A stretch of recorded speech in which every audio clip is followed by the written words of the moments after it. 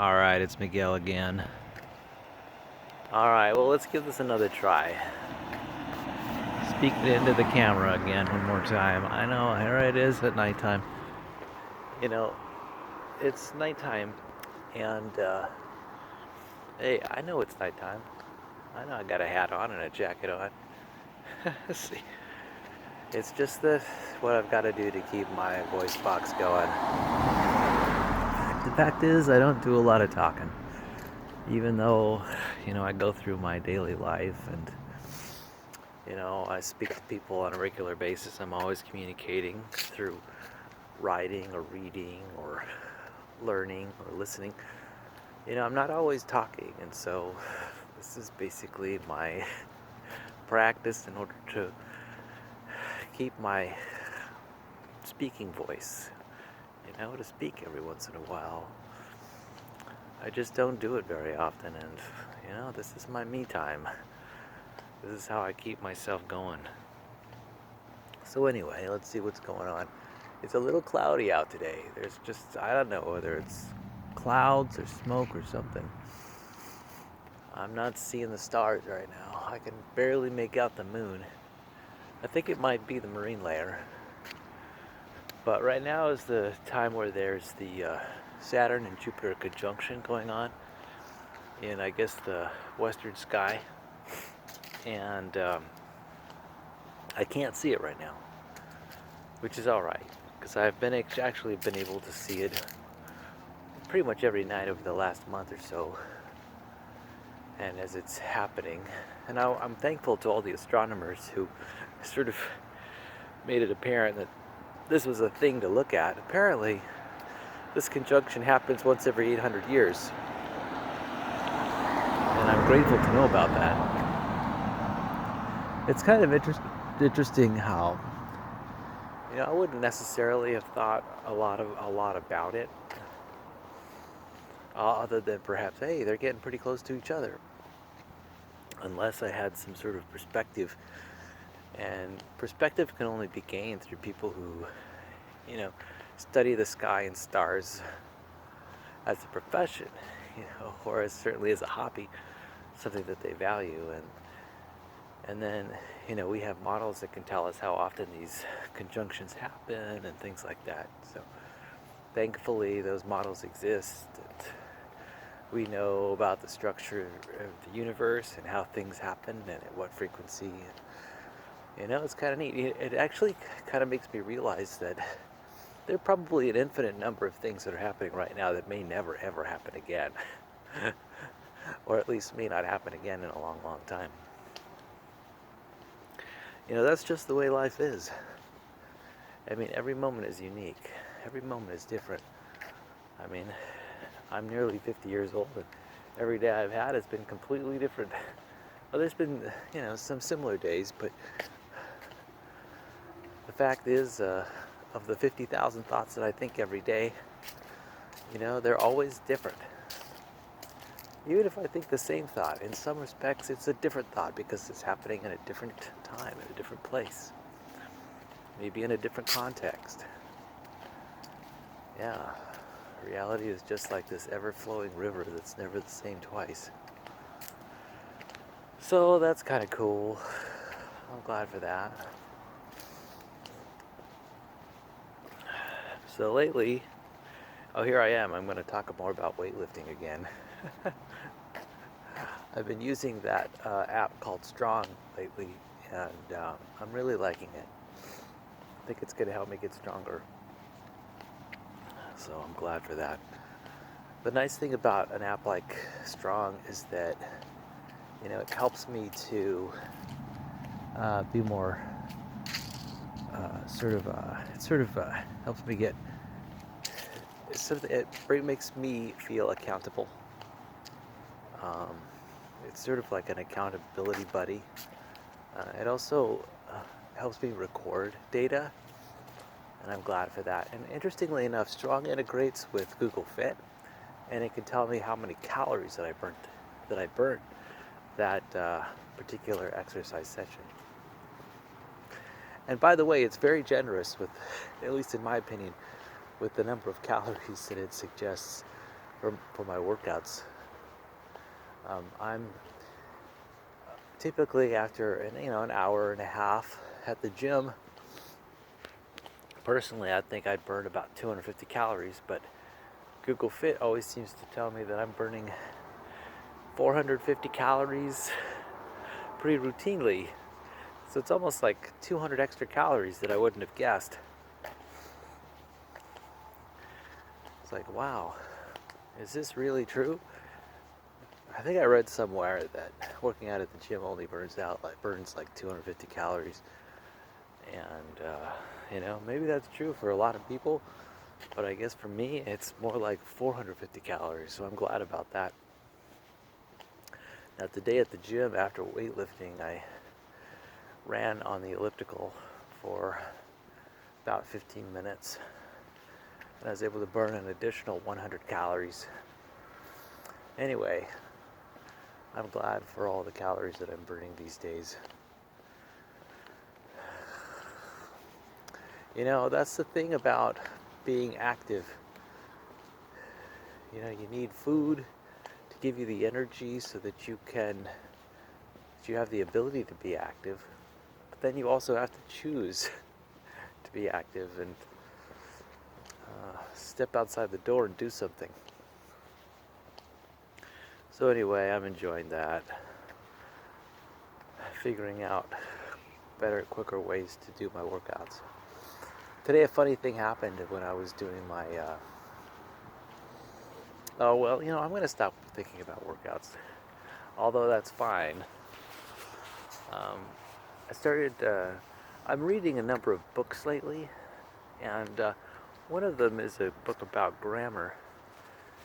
And so I'm reading about, subject and object and predicate clauses and fragments and run-ons and all kinds of things, declarative sentences and, just the whole gamut of grammar. And it's kind of interesting going over it as nearly a 50-year-old person, because I've been speaking and writing language for a very long time. And what's also interesting is I was in honors English in high school, and I distinctly remember my freshman year honors English class was going through, maybe even sophomore English class, we were going through all the rules of grammar, and let me tell you flat out that I did not do a good job of comprehending what was going on in that class. Grammar just did not strike me. I didn't quite get it. I think I spent a lot of time being confused in my English class, trying to understand the rules of grammar. And what's kind of funny too is that I've got this renewed focus on grammar now, and I'm still finding it very challenging. Even for a person who's been using language for 50 years, it's kind of funny. But I think what's happening is I'm sort of grasping it more, and I'm getting a real sense of the soul of grammar now. And at least I'm trying to sort of figure out what the essentials are, and I'm thinking that maybe I can use grammar to do a better job of describing, improving my writing. Maybe it'll also help me improve my reading comprehension. So what's kind of neat is what I'm doing is I'm coming up with reasons to be internally motivated to learn more about grammar, English grammar. Back then, when I was a kid, I just didn't have any. For me, it was all about just keeping up my grades and, doing my best in class.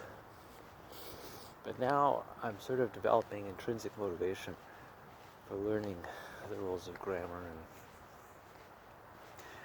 and maybe I can gamify it. I think maybe if I find writers who I like to read, maybe using this new language of grammar, I'll be able to describe to others why I like the writing that I like. And who knows, maybe I'll also be able to talk in a way that is more appealing and more persuasive and more understandable, and write in a way that's more persuasive and understandable as well. So who knows? I'm starting to get interested in grammar. Kind of interesting, in order to get interested in grammar, for what's kind of interesting is that I am using other people's skills. Having a skilled teacher is sort of my leverage. It's my wedge. It's how I'm able to, if I can find a skilled teacher to teach me a subject, then it just makes the whole journey a lot more interesting, a lot more enjoyable, and my motivation is higher. That certainly isn't unique, I'm sure. But anyway, I'm finding that to be true. So I'm grateful that I think I have a teacher who I can relate to and who can teach me some of the philosophy behind grammar as well as some of the technical aspects. So that's nice. Maybe I'll become a grammar nerd. And that might be fun. Let me tell you, I have an affinity for being a nerd. And the fact is, though, even though I have an affinity for it, I'm not necessarily a nerd myself. I like to think of myself as pretty sort of a whole self, where there are a lot of things that I have interests, places I have interests in. I only have the time and energy to devote like a laser, to focus my attention like a laser. I have limited resources, mental resources. And so it's kind of nice when I have the opportunity to nerd out a little bit. I recognize that as a luxury. Okay, so I'm reading a little bit about grammar. What else is going on? Oh, we got a new air fryer gadget in our kitchen, which is pretty exciting. And I'm really pleased by it. I think we just made some French fries last night, and also made some shrimp shish kebab. And so I'm excited to make French fries often. And so I definitely have to get some ketchup. Thankfully, I have some barbecue sauce. But I'm going to try to roast the vegetables more often and get a really nice char on those vegetables now that I've got the air fryer. So I'm pretty excited about that. I think it's going to change up the food that I eat. I think it's going to make it a lot more convenient to eat a lot of different kinds of foods like Brussels sprouts and cabbage and things like that. We'll see, of course. It's kind of funny to recognize that air fryers already have existed for a long, long time in the form of convection ovens. But the convection ovens, I don't think really ever got popular, and I'm not sure why that is.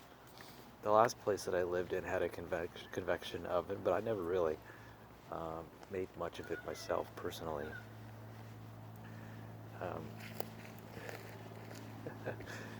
So anyway, at least now I've got an air fryer, and the nice thing is it wasn't very expensive.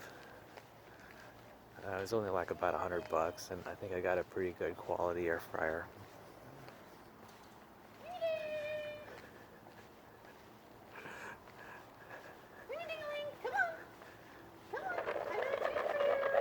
And so that's pretty exciting. So I have an interest in making roasted vegetables and let's see, French fries, potato chips. And I have the suspicion that the air fryer can be used as a dehydrator. I'm not sure yet, but I have a feeling that you could do some dehydration. I don't know if it makes financial sense, because I know, I don't know.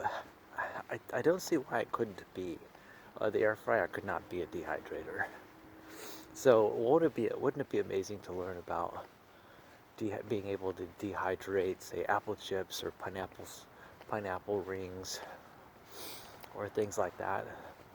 I mean, the opportunities are kind of boundless. So I'm excited about that. Now let's see what else is interesting. Oh man. So let's see. Oh man, let me tell you. These days I've been letting myself eat as much as I want, and let me tell you, I'm fine with basically eating anything these days, except for meat, of course. But I've been getting stretched in certain ways lately. Months ago I was a vegan, and and then I sort of loosened up and I went into vegetarianism, and that's where I am right now. And the reason I went from veganism to vegetarianism pretty much had to do with my weightlifting, which, as you've heard me talk in this forum about how I'm really interested in it. Building my body and getting stronger and getting faster, and that's really important to me. And one thing I know about bodybuilders is that they eat a lot of meat. I know it's possible to be a vegan bodybuilder or vegetarian bodybuilder, and that's perfectly okay. But let me tell you, sometimes I get challenged with going back to eating meat again. See, here's the dilemma for me.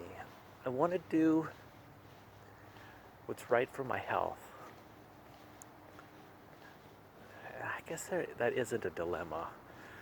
I guess there really isn't, because let me tell you, I think it's a misconception generally that meat is really good for your health. I think it's a misconception.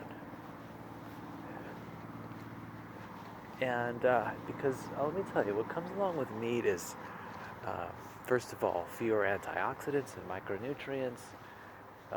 Meat delivers things like cholesterol and saturated fat. These things just aren't very good for you. And there are also other kinds of things, certainly problems with bacteria like E. coli and other problems. So meat really isn't like the best of all foods, that's for sure. It's certainly not ethical. And there certainly are ways to get a lot of protein without using meat. So, yeah. So here's where I struggle sometimes. I read about weightlifters and what they're eating. And here's the thing, weightlifters and bodybuilders, they eat a lot of meat quite often. That's not to say that there aren't vegan bodybuilders that are out there that are very competent. But, I'm always looking to people who are, excelling in their field, and for guidance, tips and tricks to sort of help me become better at managing my body and getting stronger and more physically fit.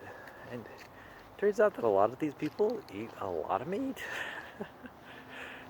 And I guess I'm gonna just have to strike out on my own and say, it's perfectly possible to have optimal body conditioning and muscles, and do so without eating meat every single day. I think it's entirely possible, and I'm doing it. A lot of what being a bodybuilder is, let me tell you, it's just hard work and dedication. That's basically all it is. There certainly you've got to get an adequate amount of protein, but that's not. You don't necessarily have to eat meat every day, or even at all. And I guess I just have to sort of prove that to myself.